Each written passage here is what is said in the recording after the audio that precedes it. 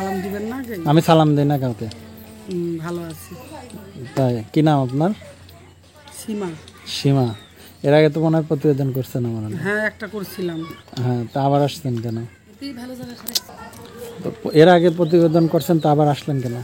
বাধ্য হয়ে আসা লাগলো। আমি তো আসতে চাই না। ভালো একটা বন্ধু পাইলে সে যদি মনে দুঃখটা বুঝে।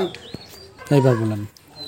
একটা বন্ধু মানে কি, তার দুঃখ বেদনা আমার কাছে শেয়ার করবে, আমার দুঃখ বেদনা তার কাছে শেয়ার করব। কিন্তু ফোন দিলে তার আগেই খারাপ কথা, কিছু পাওনা চায়, কিছু দিবেন কি না।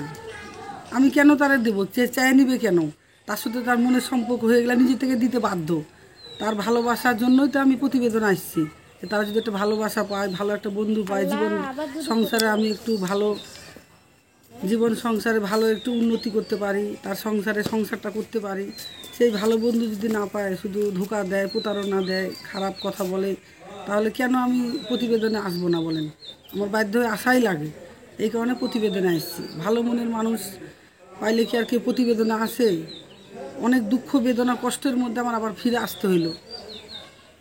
হয়তো বলতে পারেন যে যারা বারবার প্রতিবেদন করে তারা ভালো মেয়ে না, কিন্তু দেখা যাচ্ছে পরবর্তীতে প্রতিবেদনে দুঃখ পায়, কষ্ট পায়, পরবর্তীতে আশাই লাগে।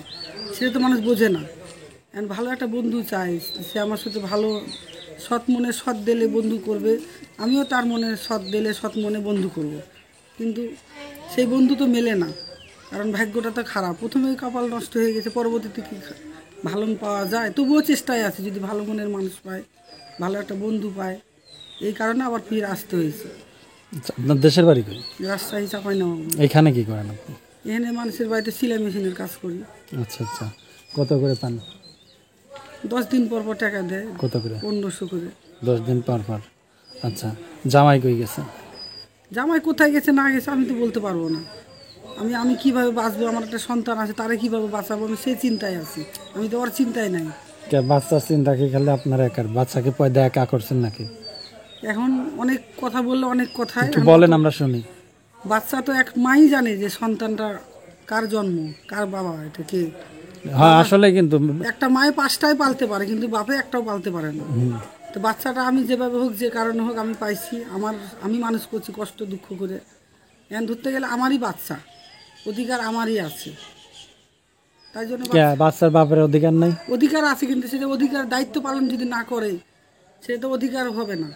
দায়িত্ব তো পালন করে না, সে জন্ম দিয়ে চলে গেছে, ছাড়া আমি সেই দায়িত্ব পালন করতেছি। আচ্ছা, তো এখন যদি আপনার সাথে কেউ যোগাযোগ করে, কেমনে করবে? এখন আমার মোবাইল নাম্বার আছে। বলেন নাম্বারটা। বলতে পারবেন না?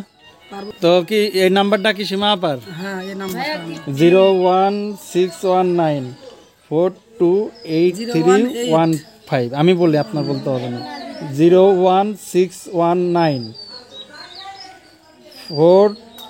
01619428315 01619428315 01619428315।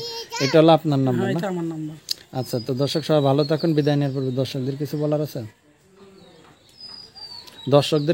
আছে? আমি একটা কথাই বলতে চাই, যে সৎ মনে সৎ দিলে আমারে বিশ্বাস করবে, আমার ভালো একটা বন্ধু হয়ে সেই বন্ধু করবে। তার সাথে আমি সারা জীবন, মন যদি না মরি, আল্লাহ যদি মৃত্যুবরণ না করে, যতদিন বেঁচে থাকবো তার সাথে আমি সম্পর্ক করব।